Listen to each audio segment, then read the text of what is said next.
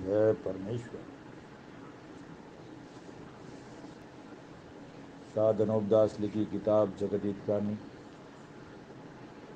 यह जगत हितकारिणी जिसको श्री अनूपदास प्रिंटिंग प्रेस छावनी एरमपुरा में साहब के प्रसिद्ध किया। तारीख 17 अप्रैल सन 1909 जहाँ यशास्पति भारत सवद 1965। बढ़ाऊ किताब मुफीदाम मौसम जगत हितकारिणी अज तसनीफ साध अनूपदास मूद वतन मुलुक मारवाड़। यह जगत हितकारिणी जिसको श्री अनूपदास प्रिंटिंग प्रेस छावनी एरमपुरा में साहब के प्रसिद्ध किया। तारीख 17 अप्रैल सन 1909 जहाँ वैशास्पति भारत सवद 1965।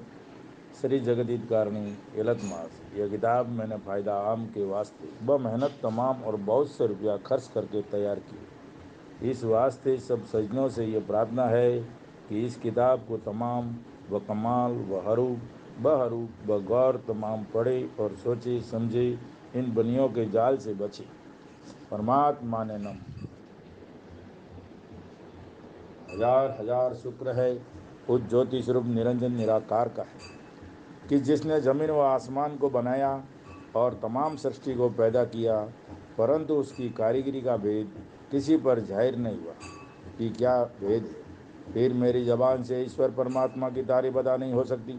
और दूसरा मजमून पद और समुद्र के है सो कलम से लिखा जाता है कि जो करतब मैंने इन सौदागर माजदान के देखे वो अजब तरह के नजर आए, जिससे मुझ गरीब साध अनूपदास को तमाम जान के हिंदू मुसलमान साध संत पंडित फकीर और मुल्कों के राजा महाराजा और सातों आठों सब विलायतों के बादशाह दिगर अंग्रेज वगैरह की खिदमत में हाथ जोड़कर अर्ज करना लाजिम आया कि जिसको जादूशाला और राक्षस विद्या और काफिर विद्या और इंद्रजाल कहते हैं, वो एक किस्म का पाप है कि जिस तरह से रावण ने चलाया था और मैं और मौत को कब्जे में कर ली थी, पाप के सबब से, यानी होम करा करा के बुद्धि भी भ्रष्ट कर दी थी। इंद्रजाल के पाप से और काल वगैरह पड़ा करके लक्ष्मी अपने काबू में करके लंका में ले गया था। और उसी तरह से हिरणाकंस राजा ने भी चलाया था और उसी तरह से कंस राजा ने भी चलाया था और उसी तरह से कारून बादशाह ने भी चलाया था। और रावण हिरणाकंस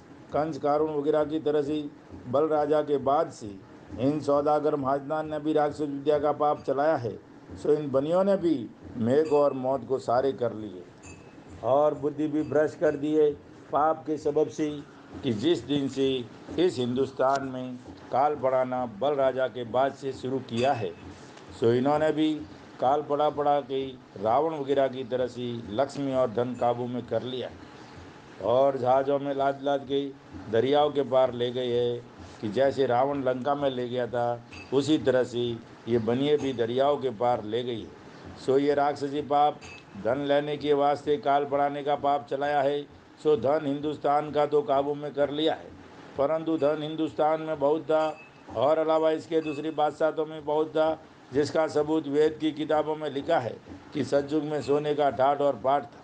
गरीब गुरबा के घर में सोने चांदी के बर्तन थे और पग पग पर रत्नों की खाने सुनी जाती थी, जिसकी कुछ गिनती नहीं हो सकती थी। सो राजा बादशाहों के टोटा किस बात का था। इस सबब से तमाम खलकतों को यकीन दिलाया जाता है कि बल राजा के ज़माने तक मौजूद होने खाने सोना चांदी वगैरह के सज्जुग रहा, क्योंकि उस ज़माने में चांदी सोने का ठाठ और पाठ था और धान वगैरह भी बहुत होता था, क्योंकि सज्जुग में काल वगैरह नहीं पड़ता था, इससे धान वगैरह सज्जुग में बहुत होता था। जब से इन महाजनान ने काल बढ़ाना शुरू किया है, जिस दिन से दिन दिन ज़माना बुरा होता जाता और काल वगैरह ये बनिए लोग नहीं बढ़ावे तो सदा सज्जुग ही है। परंतु बल राजा के बाद से जो तरह तरह के रोग और काल वगैरह पढ़ाने शुरू किए हैं, जब से धन दुनिया का खींच रही है और सबको निर्धन कर दिया है, बल्कि दिन दिन बुरा होता जाता है। सो यह फितूर सौदागरान के राक्षसी पाप का है, क्योंकि इन्हों की दुकानें दूसरी बादशाहों में पहुंच गई है। सो अब उनके बाल बच्चों को गारत करके उनका धन भी काबू में करेंगी कि जिस तरह से हिंदुस्तान को गारत कर दिया है, उसी तरह से दूसरी बादशाहों को भी गारत करेंगी। और अलावा इसके जिन जिन बादशाहों को हिंदुस्तान में लाना चाहते हैं, तो हिंदुस्तान का लोग बता बता के सब बादशाहों को गारत करेंगे और आप मिले के मिले रहते। और हिंदू मुसलमानों के बच्चों को दूसरे विलायतों से मरवा देते हैं और अपने बच्चों को बचाए रखते हैं और हौले हौले आखिर में सातों आठों विलायतों को गारत करवा देंगी, जैसे कि रावण ने दुनिया के गारत करने को जाल चलाया था कि सब विलायतों में जब थोड़े से आदमी रह जाएंगी, जब मेरा चारकूट में राज हो जाएगा तो कोई मेरा राज छीन नहीं सकेगा। उसी तरह से इन बनियों ने भी यही सोच कर ये जाल चलाया है और पहले ही सबकी अकल अपने राक्षसी पाप से खराब कर देते हैं, क्योंकि सातों आठों विलायतों के लोग हिंदुस्तान के लोभ के वास्ते आपस में लड़ लड़ के गारत हो जाएंगी। जब सातों आठों और सब विलायतों में आदमी थोड़े रह जाएंगी तो चार घूट में हमारे बच्चों का राज हो जाएगा, तो फिर हमारा राज कोई नहीं छीन सकेगा। जब सब विलायतों में आदमी थोड़े रह जाएंगी और ये बनिए ये जानते हैं कि हमारी औलाद ज़्यादा रह जाएगी, तो फिर हमारा राज कोई नहीं छीन सकेगा। सो तो दुनिया में हिंदुओं में कहते हैं कि ऐसा कलजग आवेगा कि 100 कोस पर एक छोटा सा गावड़ा मिलेगा, और मुसलमानों में ये कहते हैं कि 100वीं सदी ऐसा बुरा वक्त आवेगा कि काल वगैरह बहुत होगा और रिजक वगैरह कम होगा, तो आदमी को आदमी खाने लगेगा। सो पहले से ही ऐसी ऐसी बातें दुनिया में चला दिए। सो दुनिया में अच्छे अच्छे बड़े गुणी लोग कहते हैं, सो जैसे दुनिया में बुरा होने के पहले से बात चलाई है उसी के मुताबिक दुनिया के नाम का इंद्रजाल का पाप कराते हैं, वैसा ही बुरा हो जाता है। और ये ऐसी ऐसी बातें बुरा होने की चलाई तो बनियों ने है और अगले सदी लोगों के सर अपने बचाव के वास्ते रख देते हैं। सो वो लोग तो हमारे तुम्हारे मुताबिक आदमी बंदा थे, क्योंकि रचना तो पैदा करन ने रचिए उस पैदा करन ने अपने नाम के वास्ते, क्योंकि वो तो पैदा करंदा सब संसार और विलायतों के ऊपर दया रखते। ये तो काफरी पाप और इंद्रजाल का पाप करने वाले बेईमान पाप कराते हैं, जिससे दुनिया में बुरा होता है। और काफरी पाप और इंद्रजाल का पाप दुनिया में कई बार चलाया है और दुनिया ने दुख पाकर छोड़ाया है जब दुनिया की औलाद बची है। और ये कदीमी जाल यानी ठेठ से बनियों का ही है और बनिए लोगों ने ही चलाया है। और रावण हन्नाकंच और कंच कारून वगैरह को अपने पाप में से थोड़ा थोड़ा सिखा करके इन बनियों ने जाल में डाल के मरा दिए और तमाम कदीमी जाल अपने पास ही रखते हैं और वो पाप छोड़े नहीं आने देते हैं और इनका जाल पकड़ा नहीं जाता है। इस सबब से दुनिया में दुख रहता जाता है, क्योंकि इनका पाप आलोप है, इससे मालूम नहीं हो सकता है। और जो मेरे को इन्होंने सम्मामुख कल्पाया है, जैसे कि रावण ने शनिचर को सम्मामुख कल्पाया था और शनिचर को मालूम पड़ी और संसार को वाकिफ किया था, उसी तरह से मेरे को भी सम्मामुख कल्पा दे, जिससे मुझको भी मालूम पड़ी है, जिससे आप लोगों को वाकिफ करता हूँ। सो हिंदुस्तान में रावण हरनाकंस कंस कारून वगैरह ने इन बनियों के शामिल ही जन्म पाया था। जब उन्हों को ही खबर नहीं पड़ी तो दूसरी विलायतों के राजा बादशाहों को क्या खबर पड़ने देंगी। और सातों आठों विलायतों और अंग्रेज वगैरह के आगे मेरी हाथ जोड़ के अर्ज है कि जब रावण वगैरह को इन बनियों ने खबर नहीं पड़ने दी तो आप लोग तो दूसरी विलायत के हो, आपको किस तरह से खबर पड़ने देंगी। और मैं इस वास्ते लिखता हूँ कि आप लोग तो 8-7 विलायत हो और हिंदुस्तान एक विलायत है। और यहाँ हिंदू मुसलमानों के बच्चे सिवाय इन बनियों के अगर गरीब होकर भी रहेंगी तो जादू से बुद्धि भ्रष्ट करके और आप उसमें लड़ा करके मार देंगी। जब आप लोगों को मालूम होगा कि हिंदू मुसलमान बदमाश है और आप लोगों को ये मालूम नहीं कि तमाम संसार की जादू से बनियों ने बुद्धि भ्रष्ट करी है। जब भी आप सातों आठों विलायतों के हाथों से मरवा देंगी सो आप लोग इन कुलंकियों का जाल छोड़ाओगे तो आप लोगों की और सबकी ही औलाद उभरेगी और आपके इकबाल से हिंदू मुसलमानों की औलाद उभरेगी, आपके इकबाल से हिंदू मुसलमानों की भी औलाद उभरेगी, यानी सब संसार की। और खुद ये बनिए आप लोगों से मिले के मिले रहते और अपने दगा की खबर नहीं पड़ने देते और आखिर में दगा से आप लोगों के बच्चों को भी गारत करेंगी। सो इन बनियों ने अपना राज चार कूट में करने की वास्ते और अपने मतलब के वास्ते ये जाल चलाया है, जिसे आप लोगों को हिंदुस्तान में लाते हैं। सो सातों आठों विलायतों को आप उसमें लड़ा कर गारत कर देंगी। फिर ये कुलंगी जब संसार थोड़ा रह जाएगा, जब अपना राज करेंगी, जिसे हिंदुस्तान में दूसरे बादशाह के लोगों को लाते हैं। परंतु ये जाल इन सौदागर महाजनान ने बल राजा के बाद से चलाया है और दूसरी बादशाहों को और सातों आठों और सब विलायतों में राज करने के सबब से बल राजा के बाद से लाने लगे हैं। सो उनका भी धन लेने के गरज से और धन का लालच दे के वास्ते राज कराने हिंदुस्तान के लादे। और जब उनका धन ले लेंगे फिर उनकी अक्लों को भी राक्षसी पाप से कैद करके खराब कर देंगे। जब खुद ब खुद आपस में लड़कर ही मर जाएंगे। सो ऐसे ऐसे इन सौदागर महाजनान ने इस जान में इस जान में जाल चला दिया है और सबसे हिले मिले है और रात दिन गुप्ती पाप कराते हैं, जिसकी खबर आप लोगों को अब तक बिल्कुल नहीं है। सो आप लोग इस गरीब के लिखने पर गौर फरमाकर और एक दिल होकर इनके राक्षसी पाप को छोड़ाइए। देखो भाई, हिंदू मुसलमान अंग्रेज और सातों आठों विलायतों के बादशाह सब एक दिल होकर लोभ को छोड़ दो और इन सौदागर महाजनान के जाल की पहचान करो और एक दिल होकर इन्हों के राक्षसी पाप को छोड़ाओ। जब तुम्हारे बाल बच्चे बचेंगे, नहीं तो ये सौदागर महाजनान ऐसे है कि सबको गारत कर देंगी। सो इन्हों के ऐसे ऐसे जाल है। इस गरज से ये किताब जगत हितकार नहीं बनाई है कि इन्हों के जालों से वाकिफ होकर इसका बंदोबस्त करो ताकि तमाम लोगों को सुख प्राप्त हो, वरना ये जादूखोरा ऐसे है कि सबको आपस में लड़ा कर मार देंगे और धन सातों आठों बादशाहों का ले लेंगे। क्योंकि पहले ज़माने में राजा रावण ने राक्षस विद्या का पाप चलाया था। उस जमाने में दुनिया की थोड़ी थोड़ी बुद्धि भ्रष्ट की थी, परंतु उस जमाने में राजा रावण ने शनिश्चर जी महाराज को राक्षस विद्या के पाप में सम्मामुख कल्पाया था और तकलीफ दी थी। जब शनिश्चर जी महाराज ने संसार की गारत होने के सबब से भविष्य से इस बात का जिक्र किया कि तुम्हारा भाई रावण संसार के नाम का गुप्ती पाप कर रहा है, जिससे संसार के लोगों की अकल खराब हो गई है और इसी सबब से तमाम जान में रोगचाला वगैरह फैले हुए। सो आप मेहरबानी करके इस राक्षसी पाप का अपने भाई रावण से बंद कराओ और जो इस राक्षसी पाप का करना बंद ना कराओगे तो रावण के साथ तुम्हारे कुल को भी नुकसान पहुंचाया जाएगा और तकलीफ दी जाएगी, क्योंकि आप रावण के सगे भाई हो और आप लोगों को इनके जालों की अच्छी तरह से वाकियत है। सो बताओ कि कहाँ पर गुप्ती पाप हो रहा है। अगर से आप ना बताओगे तो आइंदा इसका नतीजा आपके हक में न्यायती खराब है। जब शनिश्चर की भविष्य ने दहशत अंगेज बातों को सुनकर अपने दिल में विचार किया कि मेरा भाई रावण का जो राक्षसी पाप है वो शनिश्चर को कुल मालूम हो गया है। जो इसके बताने में मैंने किसी तरह का फरेब रखा तो ज़रूर मुझको रावण के साथ तकलीफ और नुकसान करा देगा।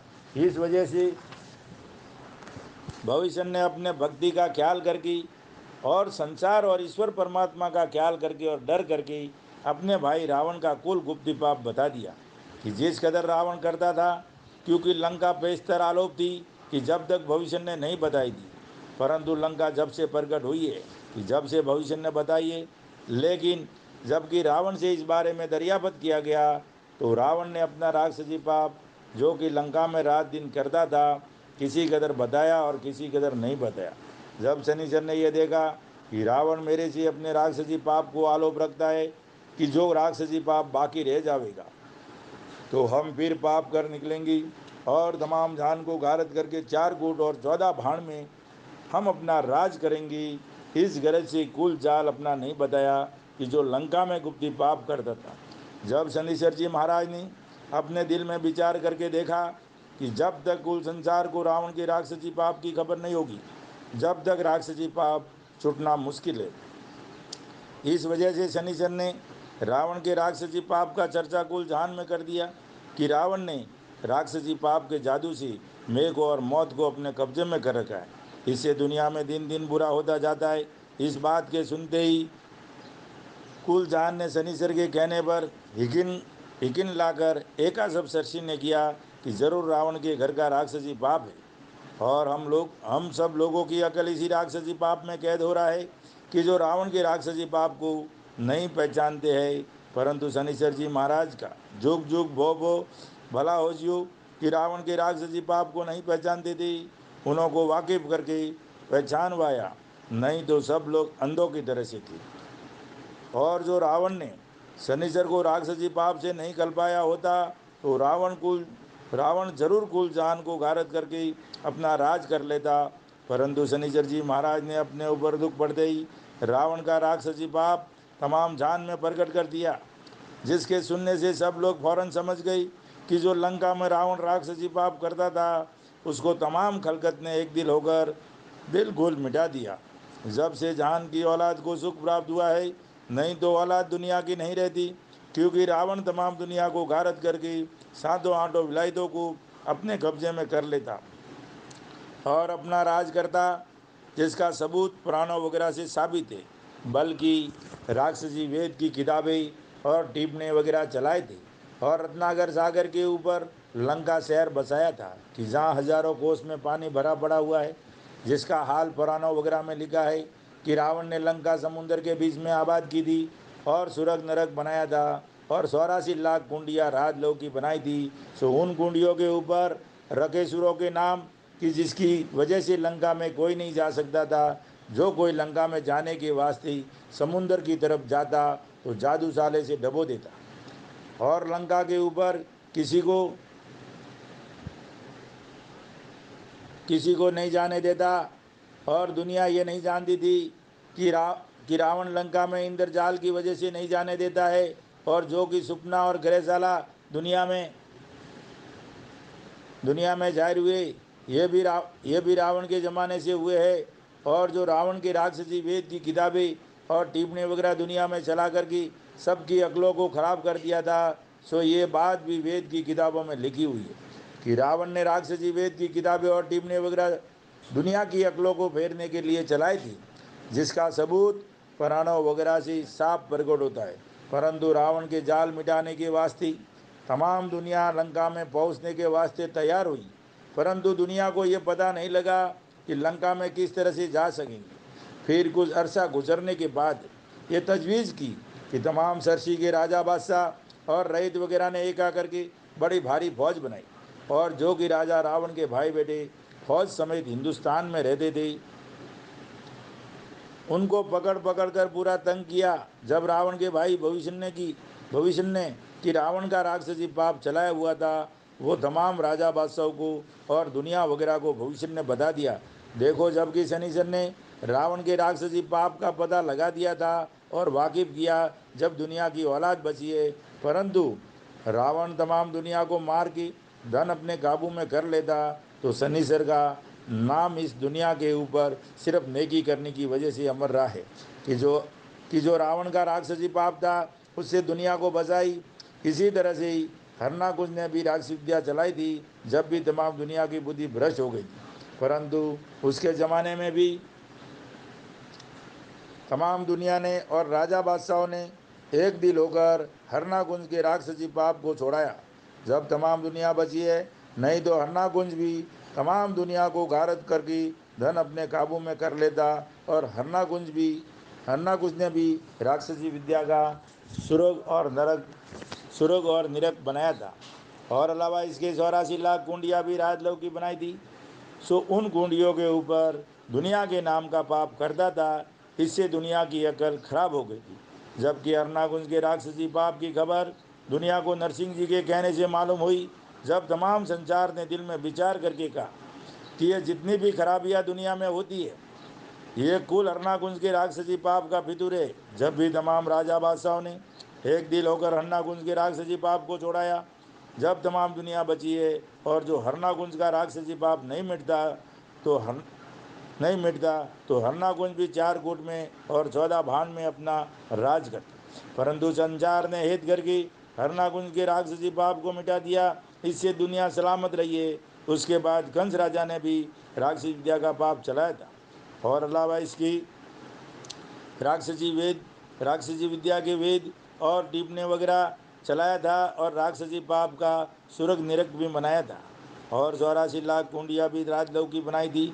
ये बात दुनिया में मशहूर है। परंतु जब कि कंस राजा के राक्षसी पाप की खबर पड़ी, जब तमाम दुनिया के राजा बादशाहों ने एक दिल होकर कंस राजा के राक्षसी पाप को छोड़ाया, जब तमाम दुनिया बची है, नहीं तो कंस राजा भी तमाम दुनिया को मार के धन अपने काबू में कर लेता। इसी तरह से कारून बादशाह ने राक्षसी विद्या की वेद और किताबें और टिप्पणी वगैरह दुनिया में चलाई थी और राक्षसी पाप का सुरग बनाया था और 84 लाख कुंडियाँ भी राजलोक की 84 लाख कुंडियाँ भी बनाई थी। सो उन कुंडियों पर 84 लाख जीवा जिनको कल्पाता था। जबकि कारून बादशाह के राक्षसी पाप की खबर पड़ी, जब तमाम दुनिया और राजा बादशाहों ने एक दिल होकर कारून बादशाह के राक्षसी पाप को छोड़ाया। जब तमाम दुनिया बची है, नहीं तो कारून बादशाह भी तमाम दुनिया को मारकर धन अपने काबू में कर लेता। सो ये बात दुनिया में प्रकट है, और जो कि राजा रावण ने और कारून बादशाह ने राक्षसी पाप चलाया था, सो उन्हों के पाप को तमाम जान ने एक दिल होकर के छोड़ाया था जब तमाम दुनिया बची थी, वरना औलाद दुनिया की नहीं रहती। परंतु इन चारों शख्सों ने जो राक्षसी पाप चलाया था, उनके नाम भी बदल बदल कर रखे थे, कि जिससे हमारा राक्षसी जाल मालूम नहीं होगा, कि जिनकी तारीफ में नाम के हवाला कलम है, कि जो रावण ने राक्षसी पाप चलाया था उसका नाम इंद्रजाल रखा था, जिसको शनिश्चर जी महाराज ने तमाम जान में मशहूर कर दिया।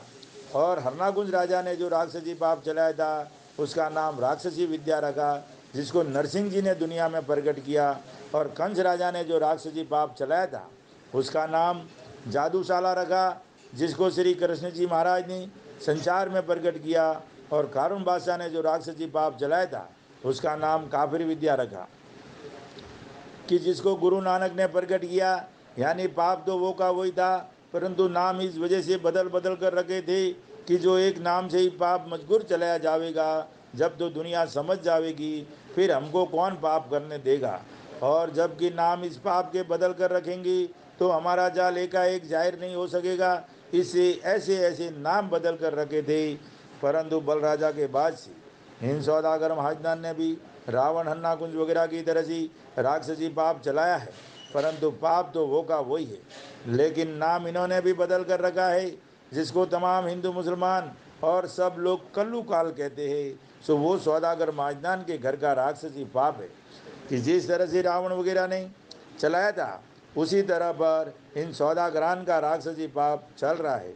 और इन सौदागर महाजनान ने भी रावण की तरह से राक्षसी वेद की किताबें और टिप्पणी वगैरह दुनिया में चलाई थी, कि जो आज दुनिया में चल रही ये सब इंद्रजाल है, जिसको हिंदू मुसलमान अंग्रेज और सब सृष्टि देख रही है।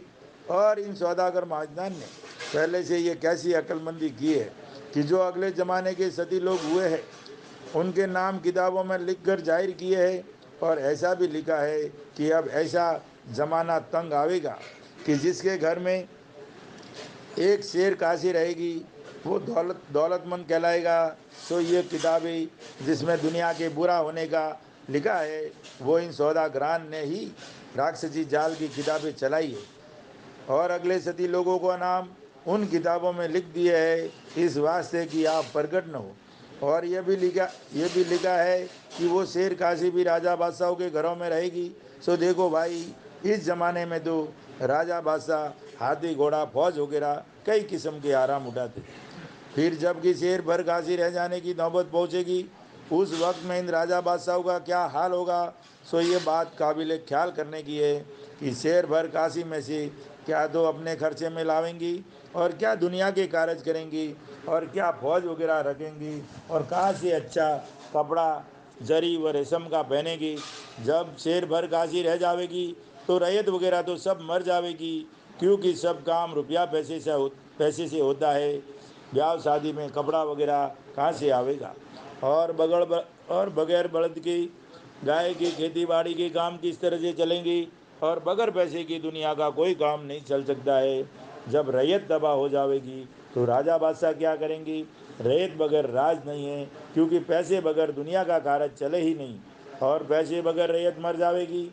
और इन सौदागरान ने काल पड़ा कर धन अपने काबू में कर लिया है, और जो कुछ की बाकी रहा है उसको भी काल पड़ा की काबू में कर लेंगी।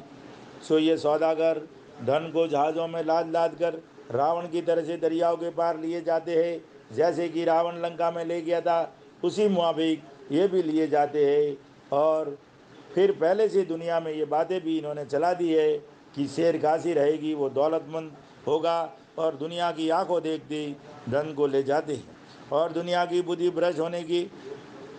बुद्धि भ्रष्ट करके ऐसा सुझाते हैं कि अंग्रेज ले जाते हैं और लिए जाते हैं। ये बनिए सो दुनिया को तो कुछ रोज नहीं है, क्योंकि दुनिया की बुद्धि तो इन्हों के जादू में इन्होंने कैद कर रखी है। और आंखों देखते ये बनिए धन को रेलों में व जहाज़ों में लाद कर लिए जाते हैं।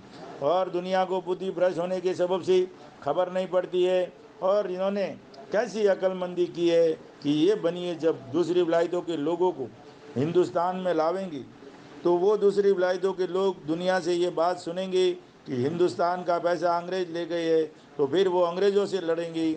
और असल में ये बनिए अंग्रेज़ों से लड़ावेंगी, परंतु आप अलग के अलग और न्यारे के न्यारे रहेंगी। और शेर काशी की भी बातें इन बनियों ने ही पहले से चलाई है। सो ये तो जाहिर दिखाई देवे है कि जब धन हिंदुस्तान का ये बनिए ले जाएंगी, तो शेर काशी ही बाकी रह जाएगी। और ये बात शेर काशी वगैरह की और काल वगैरह की चलाई तो पहले से बनियों ने है। और साधु फकीरों का नाम लगाकर लिख दिए है कि फलाने साधु फकीर पहले से लिख गए हैं कि ऐसा ऐसा ऐसा बुरा ज़माना दुनिया में आवेगा। सो अगर साधु फकीरों को पहले से मालूम होता तो वो ये भी लिख जाते कि ये बनिए राक्षसी जाल दुनिया का बुरा होने के वास्ते चलावेंगी। सो वो तो बेचारे परमेश्वर की भक्ति करते थे और उसका नाम लेते थे अपने जीव का भला होने के वास्ते। सो ये बनिए इस जाल को प्रगट और चौड़े न होने के वास्ते अपने सर रावण के मुआबिक नहीं लेता, जैसे रावण अपने सर। जय परमेश्वर। दोस्तों, आज से ये किताब चालू की है शुरुआत से, और आज से 10 पेज तक पढ़ाए। 10 के आगे कल 11 पेज से चालू करूँगा, 20 पेज तक। तो ज़रूर दोस्तों इसको ध्यान में रखिए, सुनिए और गौर कीजिए। जिस भाई को पढ़ना नहीं आता है, जिस भाइयों को पढ़ना नहीं आता है, वो इसको सुनिए। आपको अनूपदास जी की बात एकदम रियल और असली बात ये किताब की सुना रहा हूँ, नमूने के आधार की पढ़ के अर्ज कर रहा हूँ। तो आप जो भी भाई पढ़े लिखे नहीं हो, उसको गौर से सुनना, समझना और उसके ऊपर चलने का बंदोबस्त करना भाइयों। जय परमेश्वर। सभी मेरे भाइयों सुनने वालों को जय परमेश्वर, अनूपदास जी की बात को सुनने वालों को जय परमेश्वर, देवता लोगों को जय परमेश्वर।